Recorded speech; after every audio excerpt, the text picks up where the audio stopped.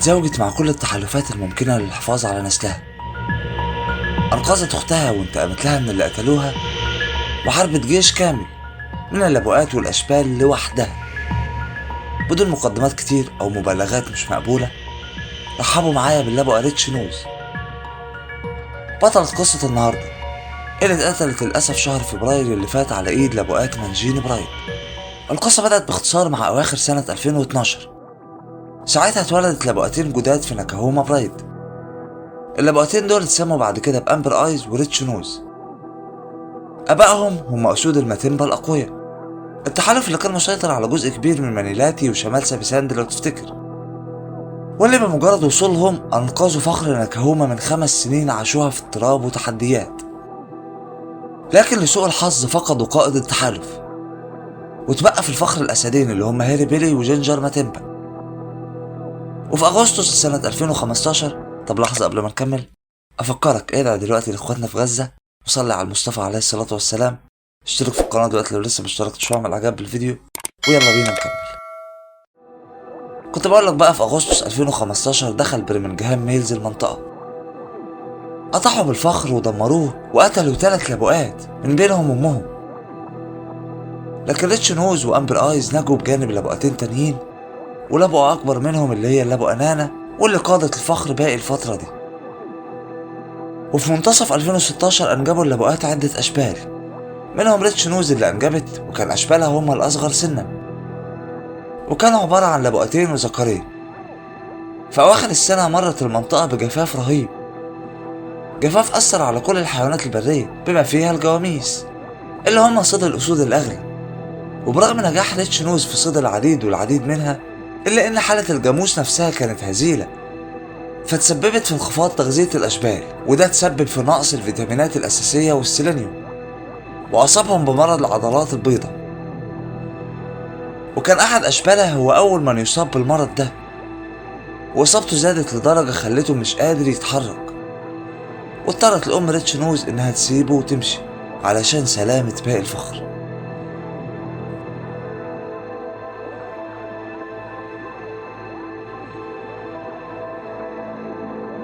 في صبح اليوم التالي كان مات، وبعد يوم واحد مات شبل تاني برضه من الفخر.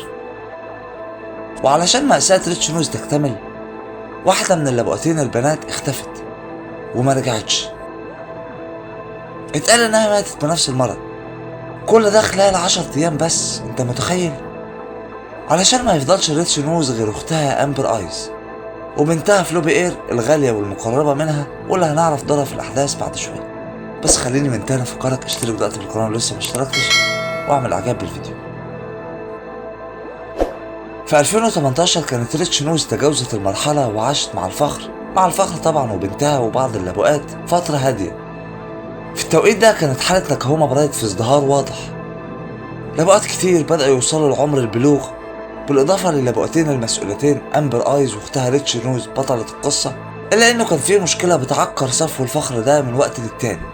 أمبر آيز ببساطة شديدة أخت ريتش نوز ما كانش بيدوم لها أي مواليد أبدا. في سنة 2017 كانت أنجبت، إلا إن أشبالها ماتوا في نفس السنة وما نجيوش.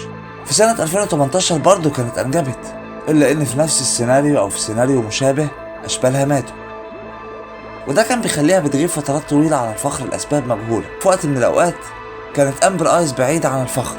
في الوقت ده زي ما قلت لك بقى ظهر ذكور برمنجهام في نفس السنة، واللبؤتين اتزوجوا مع الفخر بالكامل. وبعد أسابيع قليلة وصل ذكور الأفوكا الشماليين، وسرعان برضه ما اتجوزوا مع ريتش نوز واللبؤة شيلي. وبرغم كل الأحداث والأخبار السعيدة في حياة ريتش نوز، إلا إن القدر كان مخبلها مفاجأة. بعد أيام قليلة من الأحداث اللي حكيتها لك دي، ماتت اللبؤة فلوبي إير، بنتها الأكبر والمقربة من قلبها، واللي دايما كانوا ملاصقين لبعض أو مرافقين لبعض في كل الأحداث. دي كانت آخر صورة بتجمعهم ببعض، واتلقطت لهم في شهر سبتمبر لسنة 2018. وبعد 3 سنين من الأحداث دي ريتش نوز بقت أول لبؤة تنجب جيل أفوكا التاني، ووراها على طول اختها أمبر آيز اللي أنجبت 3 فتيات وشبل. ذكور الفخر كونوا صداقة مع ذكر ناكاهوما برايد، وفي منتصف 2021 ريتش نوز بقت جدة رسميا. لكن في تويست هنا غير كل حاجة. وغزاة جدد بيقربوا للمنطقة وبيعكروا صفوها.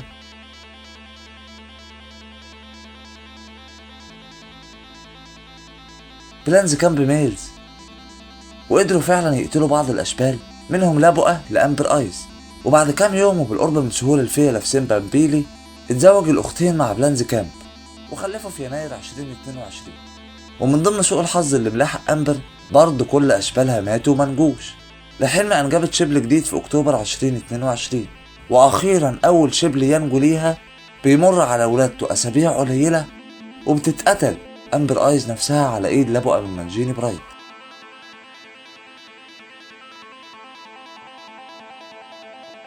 ريتش نوز بقت الأم الوحيدة للفخر، والأدهى من كده إن بعد موت أمبر آيز زيارات ذكور بلانز كامب ليها بدأت تقل، بدأوا يتوجهوا أكتر لشيمنجواي ومانجيني برايد، ومع ذلك قدرت تحافظ على صغارها وتحميهم من بعيد وتبعدهم عن الصراعات اللي موجودة في المنطقة. أشركتهم معاها في عمليات صيد وظهروا واثقين في نفسهم يوم بعد يوم، وبحلول 2023 بانوا أكبر سنة كاملة من أعمارهم الحقيقية، وفي 2024 أصبحوا بالغين يعتمد عليهم. وها في عز ما القصة بدأت تنور من تاني وريتش نوز بدأت تزدهر وتفرح من تاني، إلا إنه في شهر فبراير من نفس السنة كان مخبلها مفاجأة ومخبلنا مفاجأة هي الأسوأ من رأيي. في 16 فبراير لسنة 2024 يعني الشهر اللي فات بس، دخلت ريتش نوز في معركة طاحنة مع لابؤات مانجيني برايد. ما تعرفش إن كانت داخلة تاخد بطار أختها، ما هم قتلت أختها، ولا الأسباب تانية، إلا إنه المشهد في المجمل عايزك تتخيله معايا. لابؤة عندها 11 سنة وشبلين بعمر سنتين بيتحدوا فخر فيه 5 لابؤات بالغات و10 أشبال. تخيل معايا كده المعركة هتصب ناحية مين. وزي ما توقعت المعركة انتهت بانتصار مانجيني برايد وقتل اللابؤة ريتش نوز. ريتش نوز اللي وقفت في المعركة وصمدت بشجاعة وقدرت حتى انها تحمي شبلينها، لانه بعد ما اتقتلت شبلينها قدروا يهربوا وينجوا.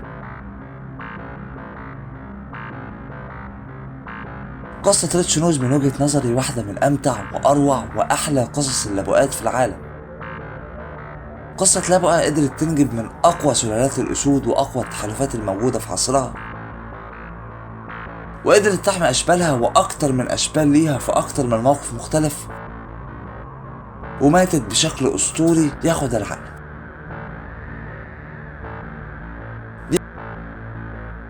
دي كانت وجهة نظري في قصة اللابؤة ريتش نوز. يهمني جدا أعرف رأيك في التعليقات، ويهمني جدا إنك تدعم الفيديو دلوقتي بإعجاب ومشاركة علشان نقدر نوصل لكل الناس ونستمر في المحتوى ده، وإنك تشترك في القناة لو لسه ما اشتركتش وتفعل جرس الإشعارات علشان ما يفوتكش أي فيديو جديد. وأشوفك الفيديو اللي جاي على خير.